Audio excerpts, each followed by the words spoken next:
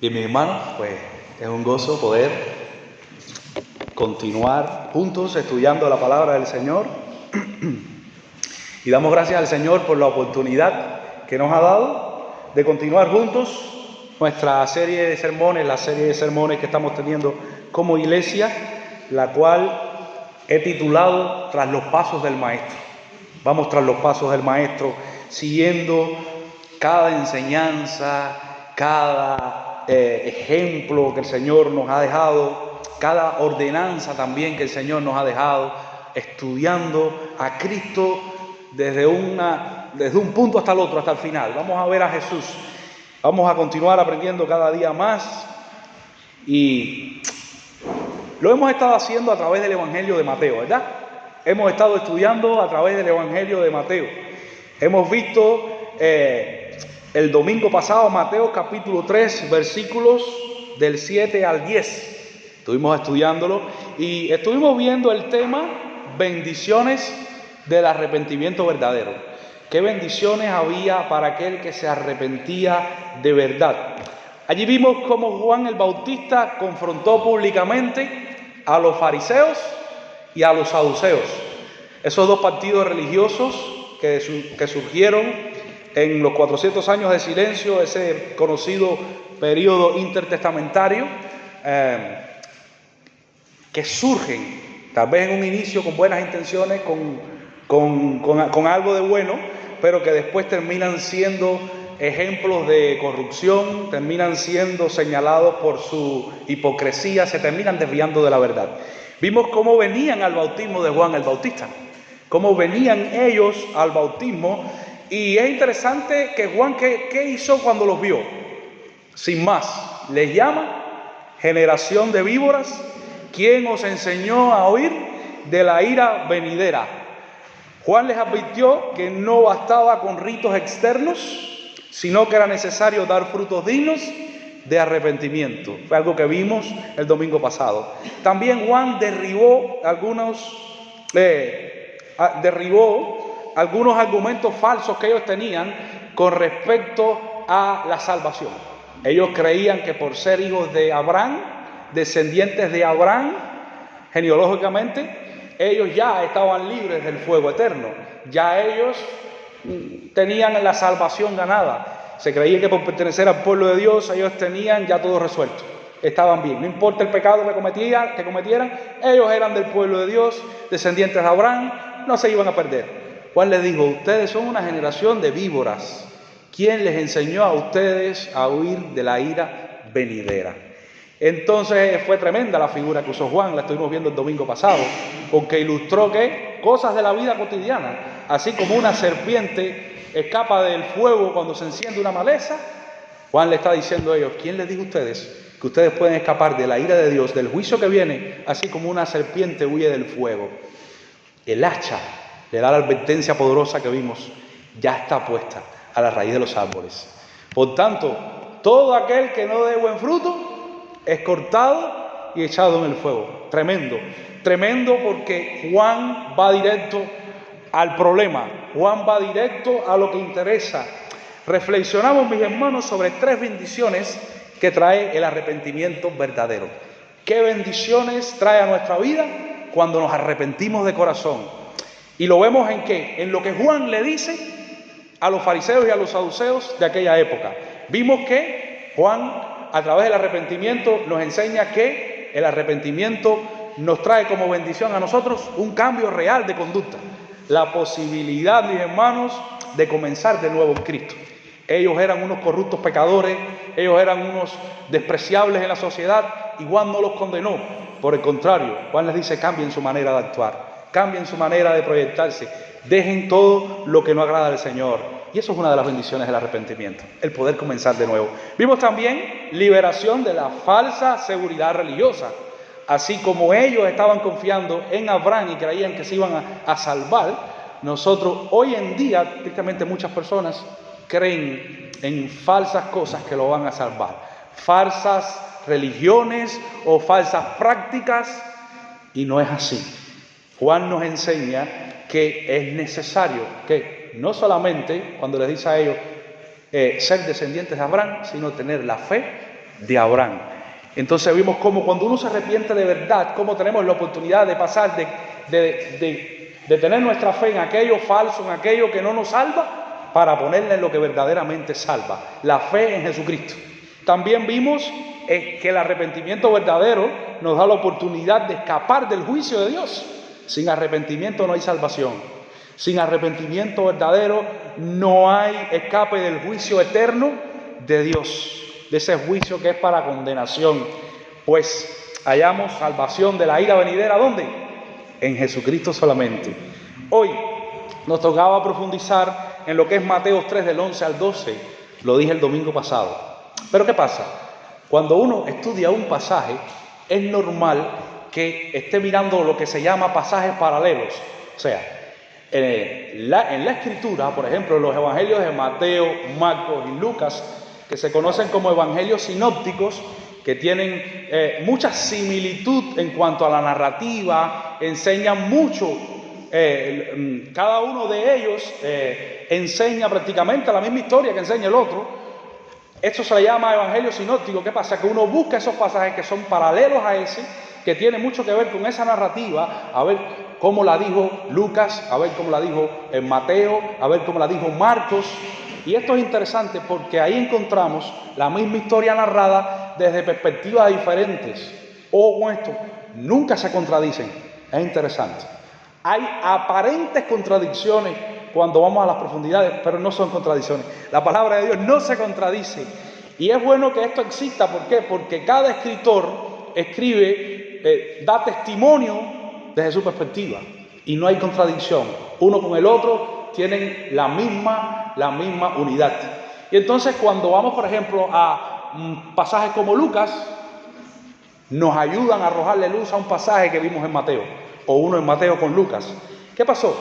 Que mientras estudiaba este pasaje de Mateo, el que toca para el día de hoy, fui a los pasajes paralelos y me encontré que en el Evangelio de Lucas dice más cosas que sucedieron en el momento en el que Juan está en el río de Jordán, en el que está en el Jordán bautizando, que Mateo no lo dice. Y es muy importante que también podamos nosotros estudiar qué más sucedió ahí. Les recuerdo o les digo que el objetivo de la serie no es barrer un libro por barrerlo o terminar de estudiar un libro por estudiarlo, no. El objetivo de la serie es que podamos estudiar con calma, estudiar bien los pasos del maestro y que podamos abarcar lo que mayormente podamos nosotros en el Señor. Así que no estamos apurados por estudiar un libro, sino por estudiar todo el conocimiento de la palabra de Dios. Lucas nos dice algo especial que ocurrió en este momento, que no podemos terminar de esto, o no podemos pasar ya a ver todo lo otro sin mencionarlo. Es clave, por supuesto. Seguimos con Mateo como la columna vertebral, no sé si entienden esa palabra, como el eje fundamental, vamos a decirlo así, el libro, es el evangelio por el cual nosotros vamos a seguir los pasos del maestro.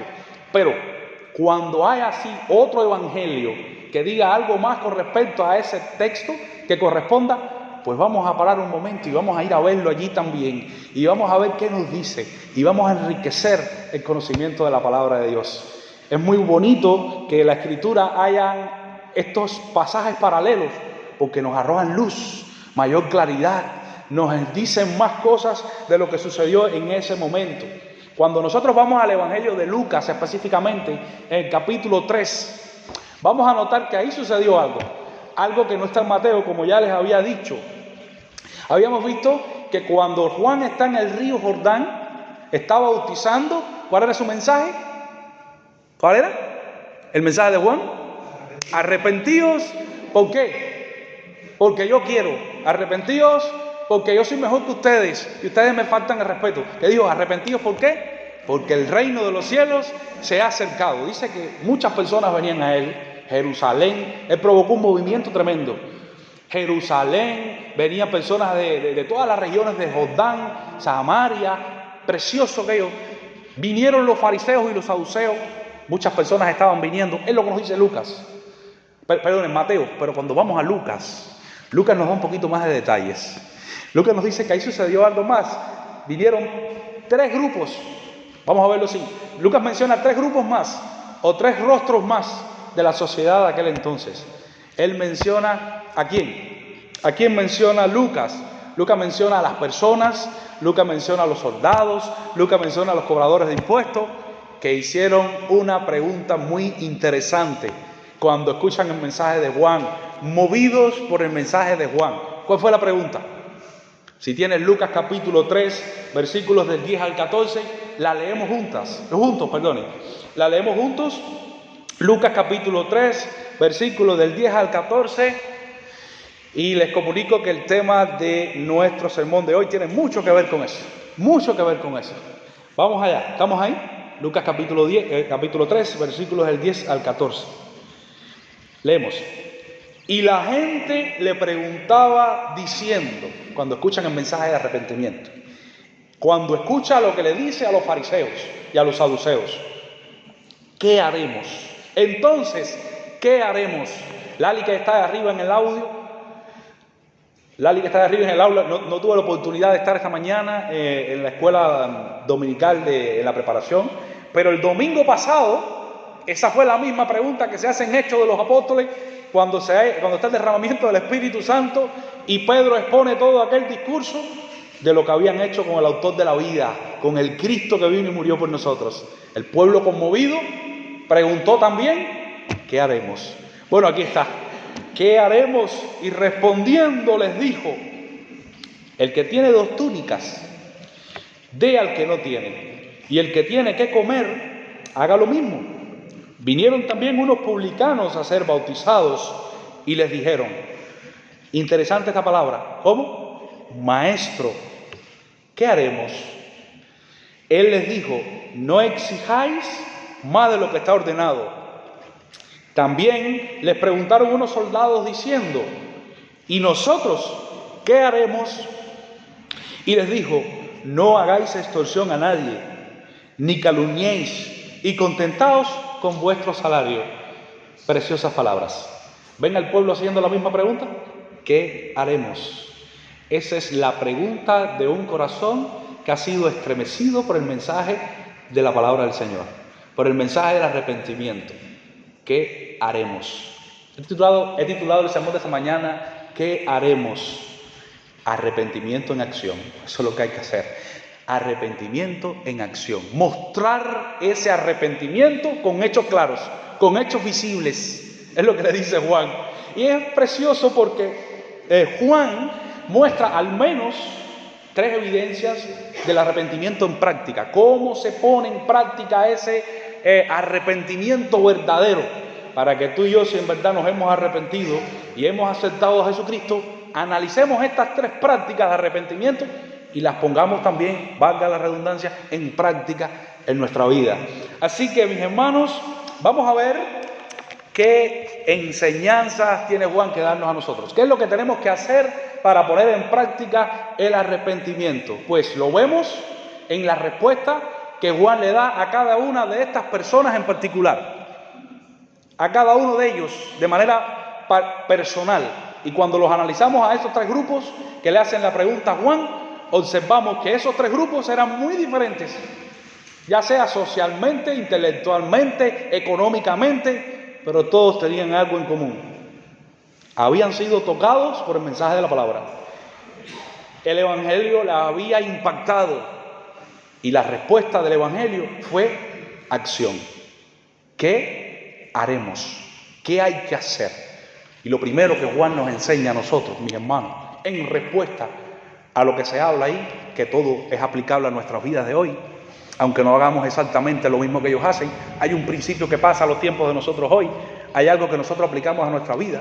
Pues lo primero que Juan enseña que debemos hacer, la primera práctica, ahí cuando vemos en el texto, ¿qué cosa es? Una generosidad compasiva. Generosidad compasiva. Ahora lo vamos a ver.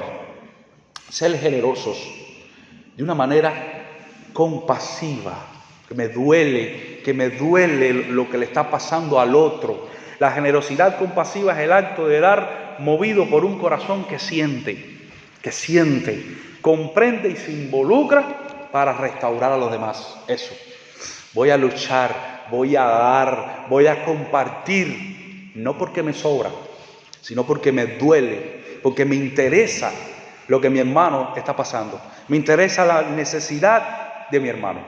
No se limita a ayudar o a compartir simplemente. Toma, coge eso y ya. No, no es dar por dar, no es compartir por compartir fríamente, sin interesarme o sin dar, como a veces se pudiera recoger una ofrenda para la obra misionera tal vez y muchos dan por dar. No, es dar de corazón, porque tú sabes para qué cosa es. Bueno, pues así mismo con los necesitados, es dar, porque en realidad me duele por lo que él está pasando.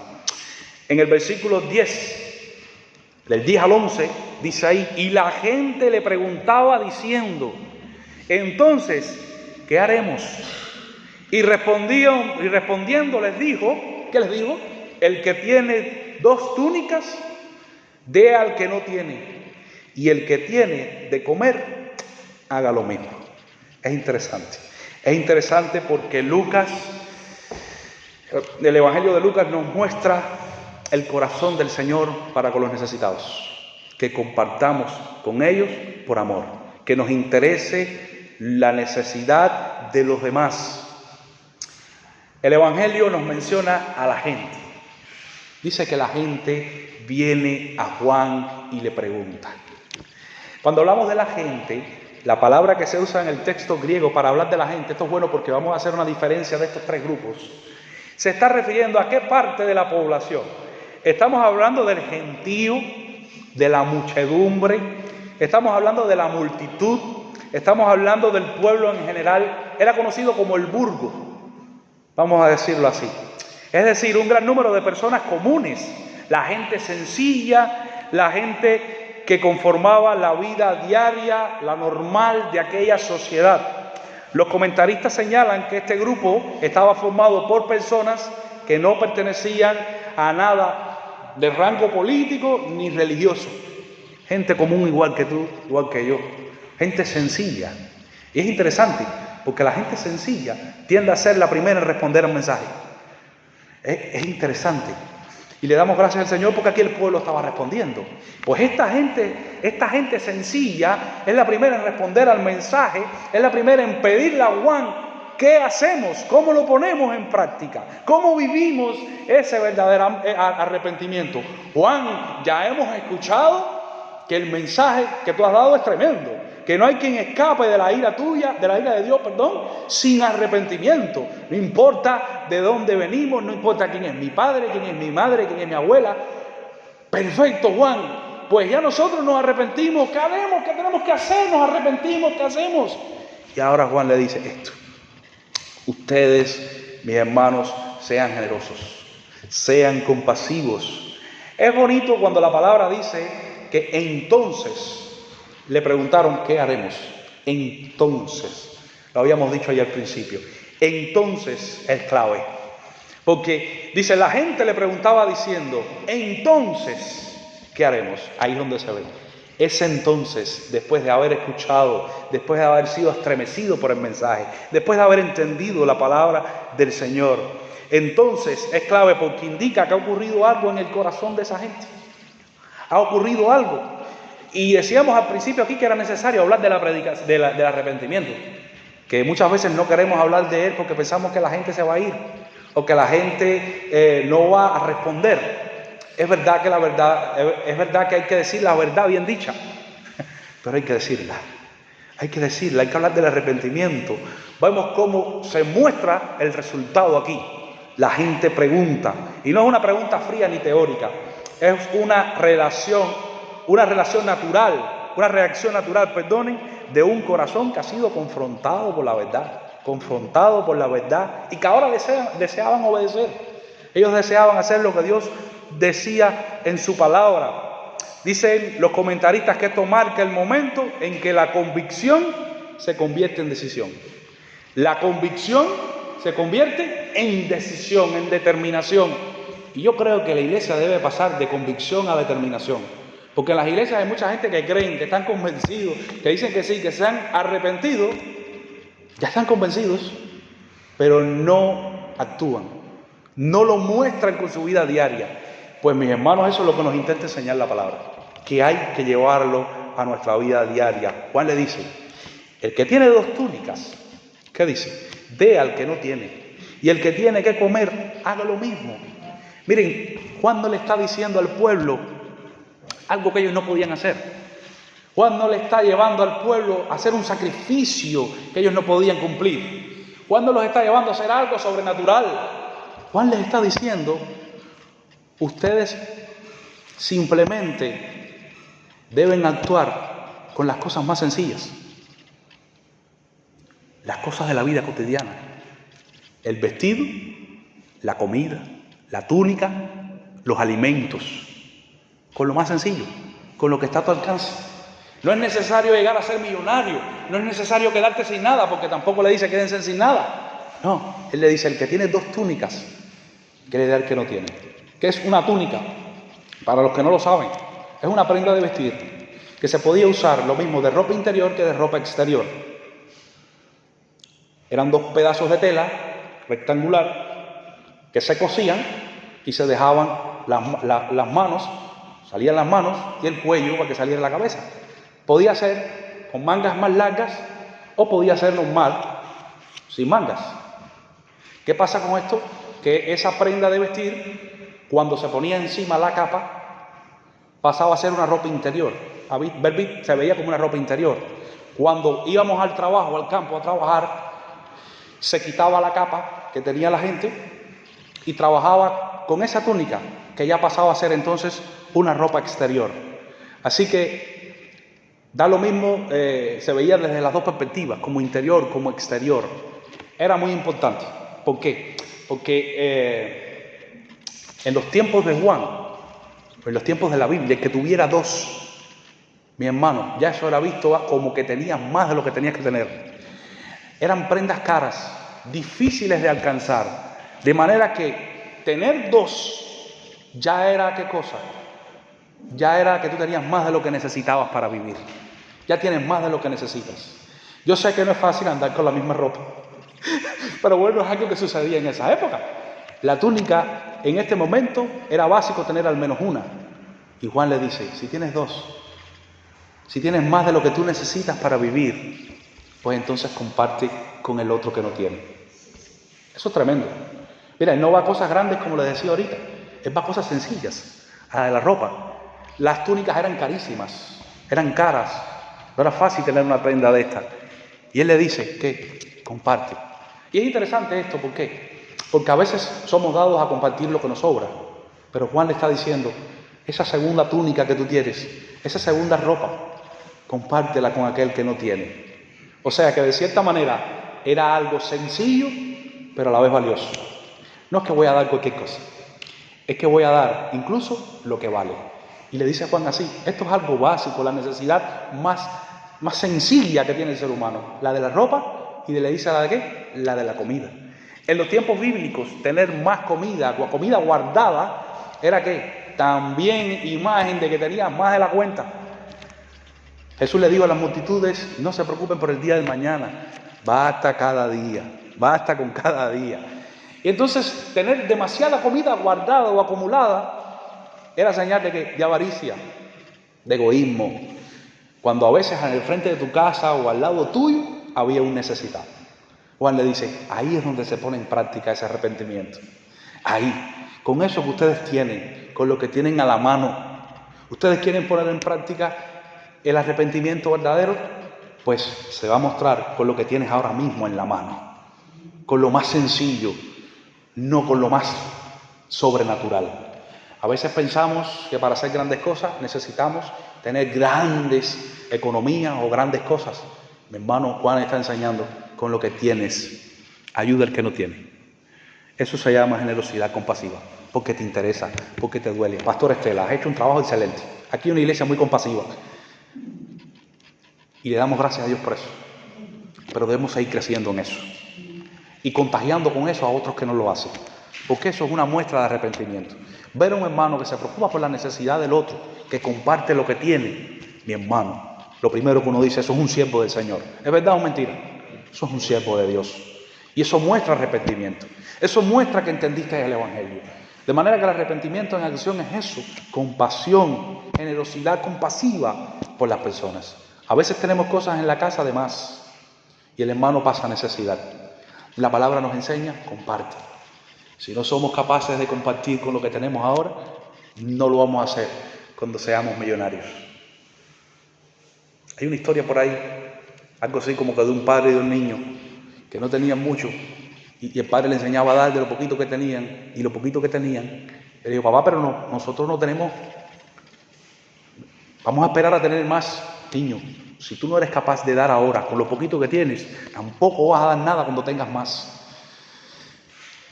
Y la Escritura nos llama a compartir. Así que, mis hermanos, yo creo que es buen tiempo para que también nos revisemos. ¿Cómo está nuestra generosidad con los demás? Nuestro amor por los necesitados, por las personas que están ahí a nuestro lado, que a veces le pasamos por el lado y ni los miramos. Tenemos que tener ojos compasivos. A mí me gusta mucho Jesús. Jesucristo es el ejemplo máximo de compasión. Jesucristo vio nuestra necesidad más grande, que somos pecadores, que estábamos condenados, nuestra necesidad espiritual. ¿Y qué hizo? Vino a esta tierra a morir por nosotros.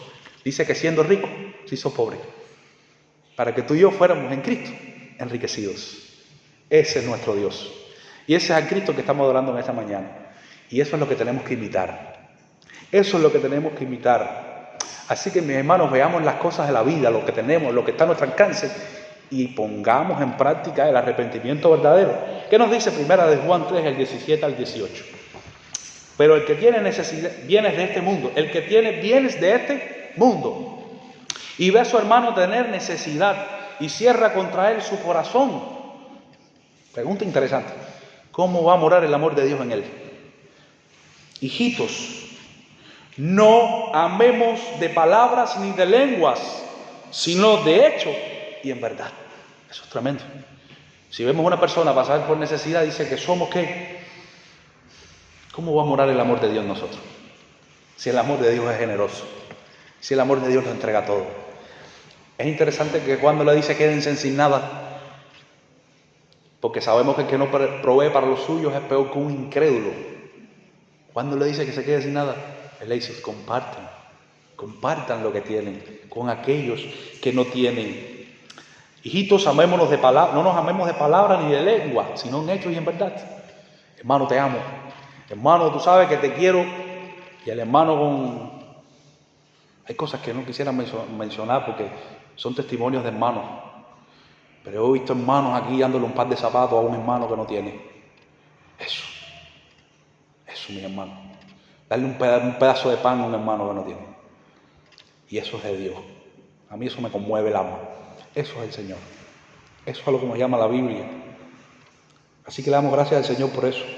Dice Santiago 2, del 15 al 17. Y si un hermano y una hermana están desnudos, dice la Escritura, y tienen necesidad de mantenimiento de cada día, hay necesidad, dice aquí, y alguno de vosotros le dice, vete en paz, yo voy a orar por ti. Caliéntense, sáciense, no les deis las cosas que son necesarias para el cuerpo. ¿De qué aprovecha? ¿De qué sirve ver al hermano con necesidad y decir, voy a orar por ti? Y tú a veces tienes en tus manos la oportunidad de ayudarlo, de compartir, y no lo hacemos. ¿De qué aprovecha eso? ¿De qué sirve eso? ¿Para qué sirve irle a decir a una gente, voy a orar por ti, y no la ayudas? ¿De qué aprovecha? Así también la fe, si no tiene obras, ¿cómo es? Muerta en sí misma.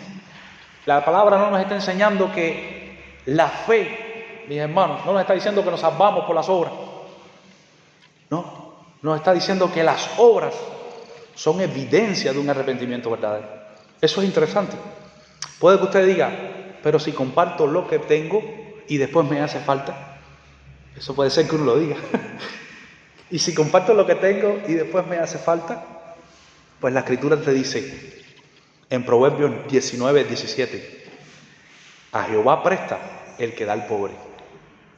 Y bien que dice, y el bien que ha hecho se lo volverá a pagar. Cuando le estemos dando a alguien necesitado, lo estamos haciendo porque Dios lo manda. Y dice la Escritura que es como si le estuviéramos prestando a Él.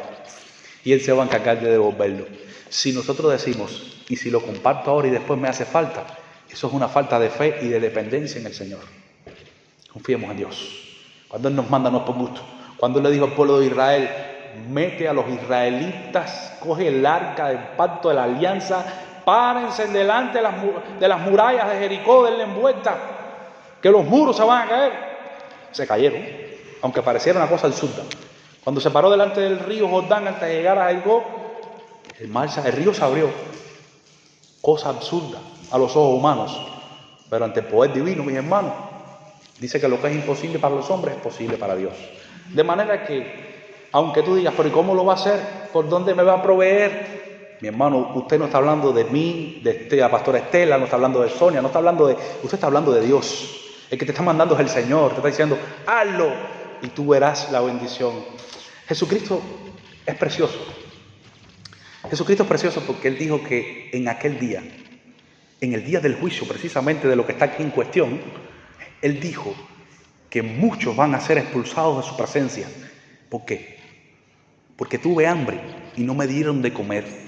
Tuve sed y no me diste de beber. Forastero fui. Y todo eso que Él dice ahí, ustedes no me dieron nada. Pero hay uno que sí les va a decir, entren a la presencia del Señor. Entren al gozo eterno. ¿Quiénes son? Los que se arrepintieron de corazón. ¿Por qué? Yo tuve hambre y ustedes me dieron de comer. Mateo 25, del 35 al 36. Tuve sed y me diste de beber. Fui forastero y me recogiste. Estuve desnudo y me cubriste. Y más nada que decir en ese punto, ¿verdad? Juan nos enseña, segunda evidencia, para poner en práctica el arrepentimiento. Ojo con esta, que es peligrosa. Integridad laboral. Esta es peligrosa porque falla muchas veces en el creyente, en el cristiano arrepentido. Falla muchas veces. Y no precisamente porque no estén arrepentidos de verdad, mis hermanos, sino porque tenemos que cambiar nuestra manera de pensar todavía, tenemos que mejorar nuestras vidas, tenemos que perfeccionarnos más. Pero es una evidencia, o es una manera de poner en práctica el arrepentimiento. Integridad laboral. Versículos del 12 al 13, ¿qué dice? Y vinieron también unos publicanos para ser bautizados y les dijeron, ¿qué le dijeron? Maestro, ¿qué haremos? Y él le dijo, no exijáis más de lo que está ordenado. Segundo grupo de la mañana de hoy. ¿Quiénes fueron? Los publicanos. A mí me gusta mucho porque el Evangelio de Mateo, que estamos estudiando, ese personaje que escribe Mateo es precisamente un publicano, un cobrador de impuestos, alguien al servicio de Roma.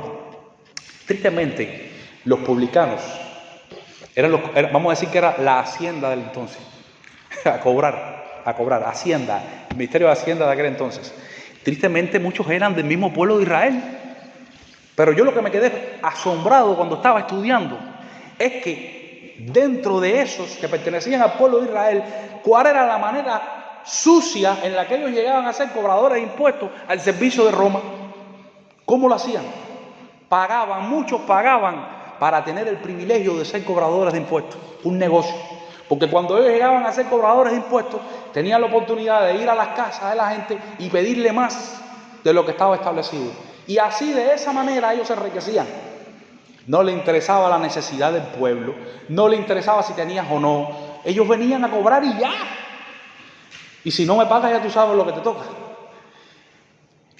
Y era triste, mis hermanos, porque muchas veces lo hacían con la misma gente de su pueblo, a cobrarle injustamente, a ejercer un trabajo injustamente.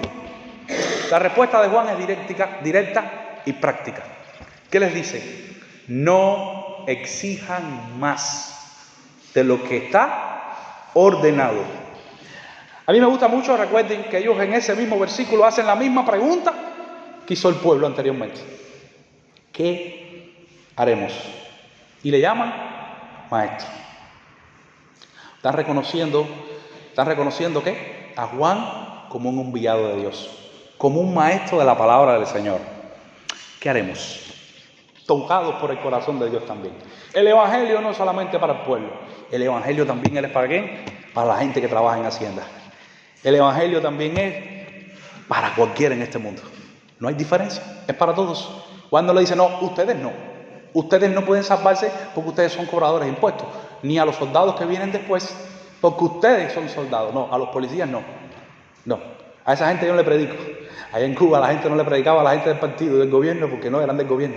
Ponte, predícale también también necesitan a Jesucristo. Es difícil, pero lo llevan también. No. Yo conocí hermanos que dijeron incluso, no, eran como Jonás. No, que se mueran, que se pierdan en el infierno. No, hermano, no, el Evangelio es para todos. Cuando hemos entendido la gracia del Evangelio y que no somos merecedores de Cristo, pues todos, mis hermanos, somos indignos delante de Él, todos. Ahora Él les dice, no exijan más de lo que está ordenado. No les pide que abandonen su oficio. No les dice, dejen de trabajar para la hacienda romana. No les dice eso. Él les dice que sean justos, tengan integridad laboral. No pidan más de lo que está establecido. Para ellos, el fruto del arrepentimiento no consistía en actos religiosos, sino en cambiar su manera de trabajar. Mire, cambien su manera de trabajar. Están trabajando mal ustedes. Están haciendo un trabajo mal. Juan les enseña que el arrepentimiento verdadero debe manifestarse en el ámbito laboral también. Sí, en tu trabajo tienes que mostrar que te has arrepentido de verdad. En cómo tratamos a los otros, en cómo manejamos las responsabilidades que tenemos, en cómo usamos la autoridad, en cómo administramos lo que se nos ha confiado. Cuidado para los que son jefes en los trabajos. Cuidado en cómo tratas al que está por debajo, al que está subordinado. En otras palabras, si el corazón cambia, también debe cambiar nuestra manera de trabajar. Cuando la gente te mira en el trabajo, ¿qué piensa de ti?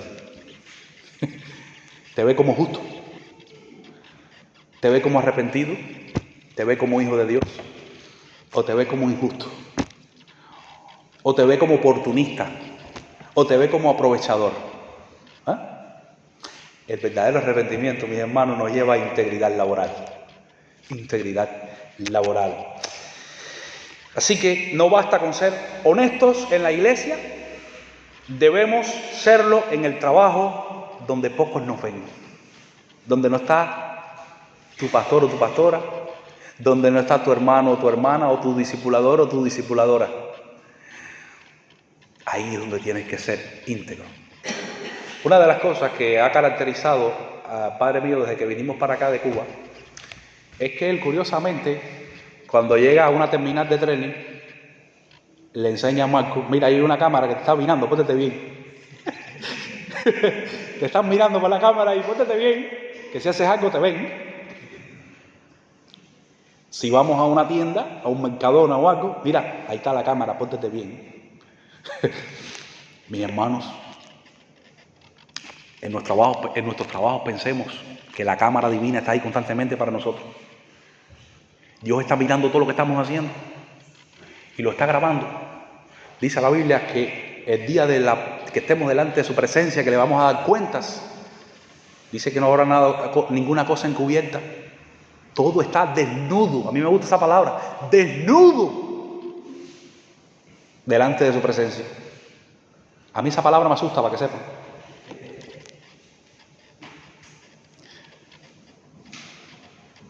Porque cada uno tristemente, si desnudamos nuestra alma, aquí hay algo, todos tenemos algo de que avergonzarnos. Hermanos, hay que pulirse, hay que sacar lo que no le agrada a Dios. El Señor nos está grabando y nuestros trabajos pasan a ser parte de eso.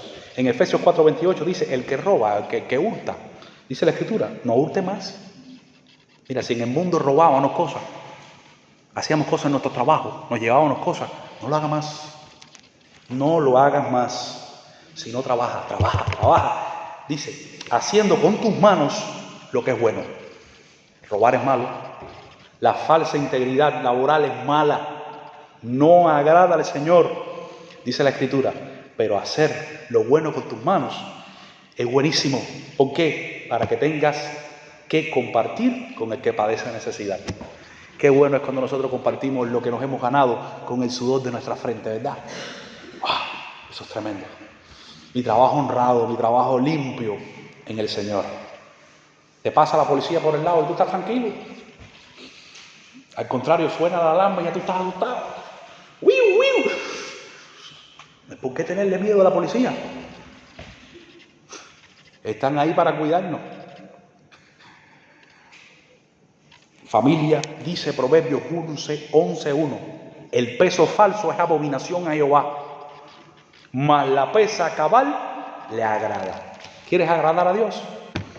Vamos a tener pureza laboral, vamos a tener integridad en el trabajo, hacer las cosas correctas. Colosenses 3:23, y todo lo que hagáis, todo, hasta el trabajo, háganlo ¿qué? De corazón, como para el Señor, caballeros, y no para los hombres, sabiendo que del Señor recibiremos la recompensa, porque a Cristo, el Señor, servimos. Esa palabra nunca se va a borrar de mi boca, y que Dios me ayude. El día que se borre es porque me quedé mudo. Una vez me dijeron, ¿por qué tú no quitas? Mira, el problema es que tú tienes que quitar yo compongo algunas canciones y eso, hay algunas que están publicadas. Quita a Jesús. Dices mucho Jesús, quita a Cristo, quita su nombre. Y hay canciones un poco más como que de doble sentido. Como que para que la gente la escuche más. A mí no me interesa eso. Para que la escuche el mundo también. Que parezcan como que se la estás diciendo a la pareja también. Digo, pero es que ese no es mi objetivo. Yo tengo que ser como Pablo, hay que anunciar a Cristo y a este crucificado. Y el día que eso pase, ay de mí, dijo Pablo, si este evangelio precioso no hablo. Hay una canción que la dice así. Y por último, el texto nos enseña que debemos poner en práctica el arrepentimiento ¿con qué? Con una satisfacción plena. Estar satisfechos totalmente con lo que tenemos. Eso es claro. Ahí en el versículo 14 también le preguntaron unos soldados. ¿Qué le preguntaron? ¿Y nosotros qué haremos? ¿Qué haremos, Juan? Nosotros, mira, nosotros, los policías, ¿qué haremos? Una especie de policía de aquel tiempo, para más o menos entenderlo ahora. ¿Qué haremos? Y les dijo, no hagáis extorsión a nadie ni calumniéis. ¿Y contentos? ¿Con qué? Con vuestro salario. Eso es tremendo. Eso es tremendo porque los soldados de aquella época tenían un poder tremendo sobre el pueblo. Podían llevarse arrastrando el que sea. Los soldados tenían poder para entrar y llevarse que tenía que... Era totalmente un régimen injusto.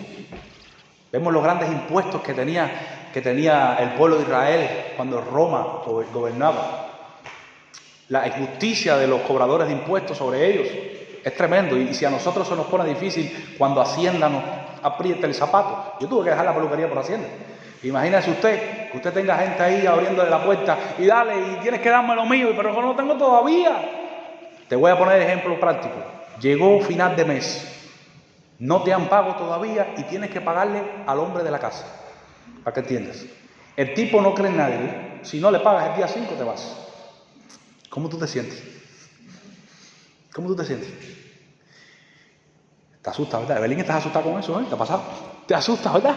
Imagínate tú que te va a entrar un soldado para adentro. ¿Te va a dar un palo o te va a trancar? Parecido también. Pues eso es lo que pasaba aquí. Ellos tenían autoridad, pero no solamente para eso, sino para levantar calumnias, mentiras en contra de la gente. O sea, que tú le podías haber pago a ellos y ellos venían a decir, tú no le pagaste a Mateo. O mira, tú robaste, o hiciste no sé qué cosa y ya a mí tienes que pagarme tanto. Y si no lo hace, vas preso. Si no lo hace, me llevo a tu hija de esclavo o a tu hijo de esclavo. Eso era esa gente. ¿Y qué le dice Juan? Dejen de hacer eso. Mira, Juan no los condena. Juan no les dice, ustedes se van para el infierno. No, Juan le dice, dejen de hacer eso. Juan le dice, dejen de calumniar a la gente. Dejen de extorsionar a la gente. Manténganse, ¿qué? Contentos. Satisfechos. ¿Con qué? Con lo que ustedes reciben. Él no les dice, dejen la policía. Él no les dice, dejen de trabajar en eso. No, Él les dice, en eso, en lo que ustedes están, glorifiquen a Dios. De igual manera pasa con nuestras vidas. Contentos, satisfechos con lo que ustedes tienen. Eso es lo que ustedes se ganan, estén contentos con eso. La Escritura nos dice en Hebreos 13:5, sean vuestras costumbres, ¿cómo? Sin avaricia, contentos ¿con qué? Con lo que tenemos ahora. ¿Cuál es la causa? Porque Él dijo, no te desampararé ni te dejaré. Yo le doy gracias a Dios por esa palabra. Porque saber que Dios no me va a dejar ni me va a desamparar a mí me da fuerza. Contento con lo que tenemos. No hay por qué estar haciendo cosas injustas para tener más. No hay por qué estar humillando al prójimo para tener más. No hay por qué estar viviendo con eso. No, no es malo querer tener más. No es malo incluso tener más. Lo malo es lograrlo mal, humillando a la gente, pasándole por encima a quien tienes que pasarle, sin tener misericordia, ganancias deshonestas. ¿Estamos contentos con lo que tenemos? ¿Sí o no? Es una pregunta interesante. Porque el que está contento con lo que tiene, satisfecho, Señor, gracias. Eso es una muestra de que te has arrepentido de verdad. Es una evidencia de arrepentimiento. Yo estoy contento. Yo estoy contento, Señor. 1 Timoteo 6:6, pero gran ganancia es la piedad acompañada ¿de qué? De contentamiento. Gran ganancia. Ganancia.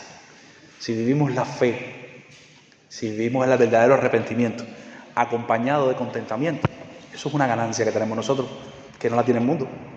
Eso es algo grande. Filipenses 4:12 dijo, no lo digo porque tenga escasez. Ese fue Pablo, que pasó mis necesidades. Pues he aprendido a contentarme, cualquiera que sea mi situación. ¿Estás contento con tu vida ahora mismo?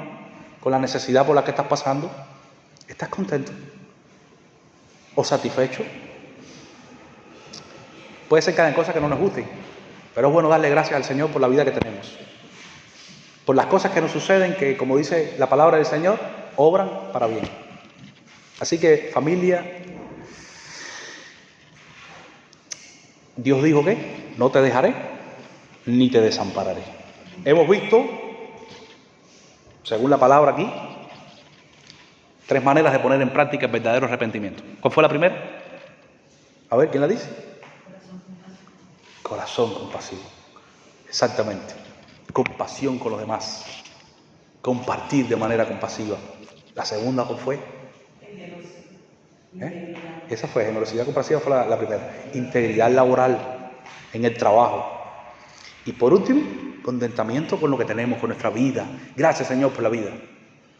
Yo sé que tú vas a proveer en el momento indicado. Por tanto, mi hermano, demos evidencia del arrepentimiento verdadero. ¿Qué haremos? Esto, si en verdad te arrepentiste, pues a mostrarlo. Que no haya un hermano con necesidad que podamos nosotros ayudar y no lo hagamos. Hermanos que no nos señalen en los trabajos. Hermanos que estamos acá, que nosotros podamos estar contentos. Pero siempre se está quejando. No, es un hermano que pase por lo que pase, le da gracias a Dios. Y sabe que tiene lo que necesita para vivir. Y sabe que su Dios no es injusto. Es el Padre bueno que le va a dar a él según lo que él necesita. Porque no es injusto. ¿Qué hijo le pide a su padre pan y le da una piedra? O le pide pescado y le da una serpiente. 2 alimentos básicos. Su padre no se va a burlar de él. Dios no se va a burlar de nosotros.